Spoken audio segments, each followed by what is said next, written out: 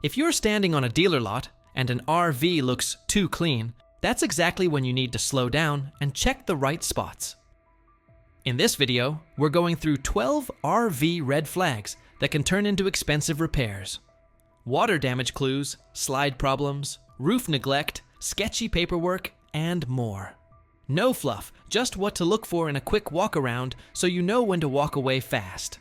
Number 1, water stains. Any hint of water getting in is a big deal because RVs are basically wood, foam, and thin panels wrapped in metal or fiberglass. And once moisture sits inside a wall or floor, it can quietly spread for months. On the lot, don't just look, press lightly. Check the ceiling around roof vents, skylights, AC cutouts, and the front corners of the cab-over area on Class C rigs. Look inside upper cabinets on exterior walls, especially in the bedroom and bathroom. Run your hand along the bottom edges of windows and inside the front pass-through storage. If you see yellowish rings, ripples in wallpaper, swollen trim, or staples that look rusty, assume the leak wasn't just once. A musty smell is another tell. A strong air freshener smell can be a cover-up.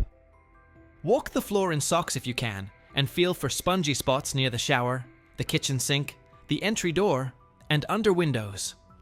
If it feels soft, or the wall feels squishy when you press with a thumb, that's not a minor cosmetic issue. It's usually structural wood getting compromised. If a dealer can't clearly explain the source and show a real repair record, not just "we resealed it," this is a walk-away fast red flag. Number 2, roof neglect. The roof is the number one place small problems turn into expensive ones, and on a dealer lot, you can usually spot neglect without doing anything risky. You don't need to climb up there yourself, ask the dealer to provide current roof photos, or have a tech walk you through it, because some RV roofs aren't meant to be walked on. What you're looking for is the condition of the sealant, the rubbery lap sealant around vents, antennas, ladder mounts, and edges. It should look continuous and flexible, not cracked like dried mud, not separated from the surface, and not smeared in a way that screams last-minute patch job. Check the roof edge line where it meets the sidewall. Gaps, lifting trim, or missing screws are bad news. Inside, open any ceiling vent. Trim rings and look for staining. Ask directly, when was the roof last inspected and resealed, and what product was used? A serious seller will have a maintenance note, a service invoice, or at least a consistent story. If the answer is vague, or they say, you don't need to worry about it, assume you'll be the one paying for the consequences later.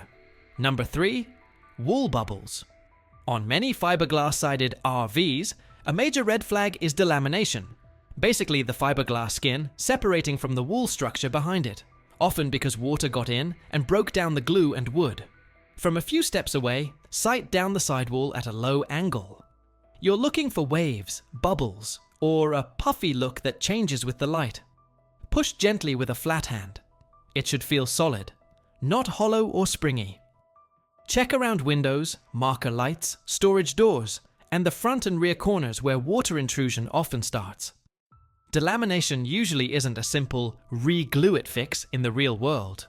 Proper repair can mean opening walls and replacing damaged material, which can get very expensive and may never look factory perfect again. If you spot early delamination and the dealer tries to downplay it as normal rippling, that's a signal to stop trusting what you're being told. Unless the price reflects a true rebuild project and you're knowingly taking that on, this is a walkaway situation. Number 4, slide-out issues. Slide-outs add space, but they also add moving parts, seals, motors, and alignment points, and they can hide water damage. On the lot, insist on running every slide fully out and fully in. No exceptions. Watch the top corners as it moves. They should stay square, not twist. Listen for loud popping, grinding, or a motor that sounds like it's struggling. Look at the gap lines when the slide is out. Seals should lay flat and consistent, not curled, torn, or missing sections. Step inside and check the floor at the slide edge. Softness there can mean long-term leaks. Look underneath the slide for signs of dragging, scraped metal, or swollen wood. Also check the slide roof. You can often see it from a ladder without climbing onto the RV. Debris buildup or a sagging look can mean water pooling. Ask what slide system it uses, rack and pinion, cable, Schwintek style in-wall, and whether it's had adjustments. If the dealer won't demonstrate every slide, or says, "It works, trust us," that's not acceptable. Slide repairs can be time-consuming, and parts availability can vary, so if it acts up on day one, imagine how it'll behave on a rainy week in the middle of a trip. Number 5. Old tires. Tires are one of the easiest red flags to spot, and one of the most ignored. RV tires can look fine and still be unsafe because age matters more than tread depth for many rigs that sit a lot. Check the DOT date code on the tire sidewall. The last 4 digits are the week and year of manufacture. For example, 2319 means week 23 of 2019. Many RV owners replace tires around the 5 to 7 year mark depending on tire type, storage, climate, and use, even if tread looks okay. If a dealer is selling a ready-to-travel RV on clearly old tires, that tells you how they define ready. Also look for sidewall cracking, uneven wear, bulges, or mismatched brands/models on the same axle. Mismatched tires can affect handling and braking. Check valve stems too. Dry rotted stems are a blowout waiting to happen. If the tires are old and the dealer won't replace them, or credit you realistically for replacements, that's not a small negotiation point. It's a safety and budget problem. Number 6. Underbelly damage. The underside of an RV is where you find the truth. Dealers love shining exteriors. The underbelly shows how it was used and maintained. Look underneath with a flashlight. Many RVs have a corrugated plastic underbelly, often called coroplast. It should be intact and properly fastened. If it's torn, sagging, or patched with random tape, you could be looking at past plumbing leaks, road impact damage, or rodents. Check for wet spots, staining, dangling insulation, or signs that someone has opened it up and didn't put it back correctly. Also look at the frame for heavy rust scaling, bent cross members, or fresh black paint that might be hiding corrosion. Pay attention to the rear corners and behind the wheels where road spray hits. Rodent signs matter too. Shredded insulation, droppings, and chewed wiring can create endless electrical gremlins. If the dealer refuses to let you inspect underneath, or they have the RV parked in a way that makes it impossible, that's a red flag by itself. A clean underbelly doesn't guarantee perfection, but a messy one is often a preview of surprises you don't want. Number 7. Electrical weirdness. Electrical problems can be simple, or they can turn into a nightmare of intermittent failures. On a dealer lot, you can do a basic sanity check without being an expert. First, confirm the RV is actually connected to shore power, and that the batteries are installed and connected. Sometimes rigs are shown in a half-ready state. Inside, turn on multiple lights and watch for flicker. Try the ceiling fan, vent fans, water pump, and slide controls. If lights dim hard when a fan turns on, that can point to weak batteries, poor connections, or charging issues. Open the battery compartment and look for corroded terminals, loose cables, or a battery tray that looks like it's been acid burned. Sniff for a burnt electrical smell near the converter area, often behind a panel near the floor. Test outlets using a simple outlet tester if you have one, and press the GFCI reset buttons in kitchen and bath areas to confirm they actually work. If there's a generator, it should start, carry load, and run smoothly with the AC on, not just it cranks. If the dealer says, "We don't test that stuff on the lot," that's not a real selling process. It's a gamble you're being asked to take. Number 8. Plumbing clues. Plumbing damage is common because RVs get winterized incorrectly, stored without enough care, or driven with loose fittings. On the lot, do a full water test if the dealer will allow it.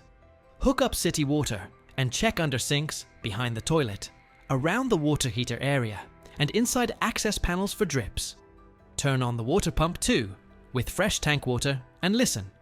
It should come up to pressure and then stop. If it cycles on and off while no faucet is open, there's a leak or a bad check valve somewhere. Run the shower and look at the pan edges and the corners for gaps or soft floor. Check the ceiling and walls in the bathroom for staining. Bathrooms are leak magnets. If possible, open the water heater access door outside and look for rust streaks, soot marks for propane units, or signs of past overheating. Also, take a quick look at the dump valves and termination area.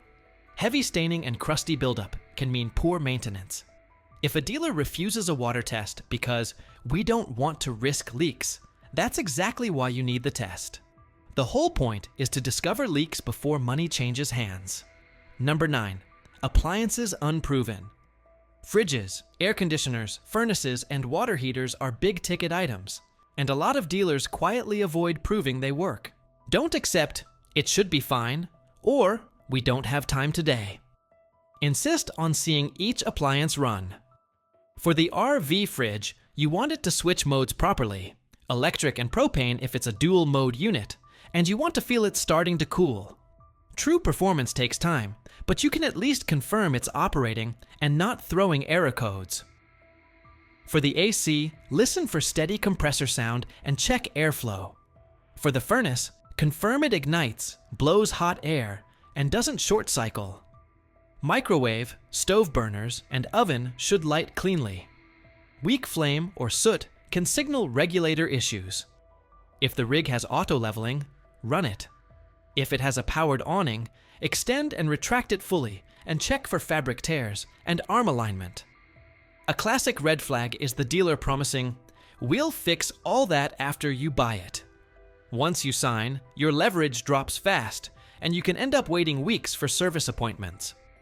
A better standard is, everything demonstrated now, anything not working is repaired and verified before delivery, written into the purchase agreement. Number 10. Weight problems. Weight ratings are boring right up until they ruin your trip. Dealers sometimes talk about tow ratings and brochure weights like they're the whole story, but what matters is the RV's real limits and how you'll actually use it. For towables, look at the yellow sticker, often inside a cabinet or near the entry, that lists the RV's cargo carrying capacity. If CCC is low, you'll run out of payload fast once you add water, propane, batteries, food, tools, and gear. Also check hitch weight and the GVWR, gross vehicle weight rating.